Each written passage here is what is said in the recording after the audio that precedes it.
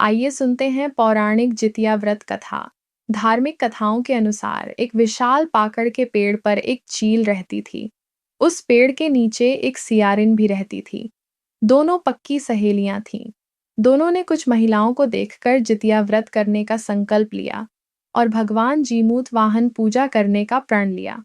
लेकिन जिस दिन दोनों को व्रत रखना था, उसी दिन शहर के एक बड़े व्यापारी का निधन हो गया और उसके दाह संस्कार में सियारिन को भूख लगने लगी थी।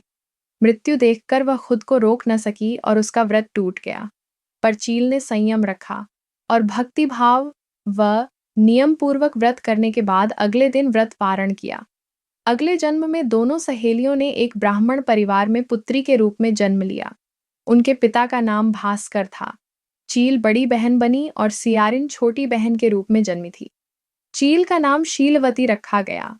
शीलवती की शादी बुद्धिसेन के साथ हुई, जबकि सियारिन का जन्म कपूरावती रखा गया और उसका विवाह उस नगर के राजा मलायकेतु के साथ हुआ। भगवान जीमूत वाहन के आशीर्वाद से शीलवती के 7 बेटे हुए, पर कपूरावती के सभी बच्चे जन्म लेते ही मर जाते थे। कुछ समय बाद शीलवती के 7 पुत्र बड़े हो गए और सभी राजा के दरबार में काम करने लगे।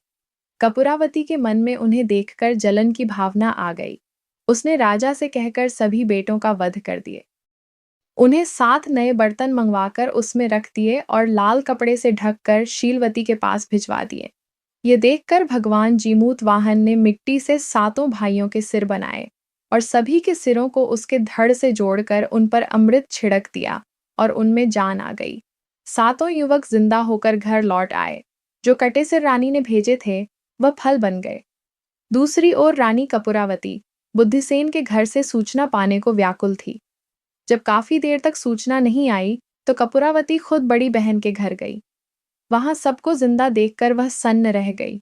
जब उसे होश आया, तो उसने सारी बात अपनी बहन को बताई। कपूरावती को अपने किए पर पछतावा हुआ।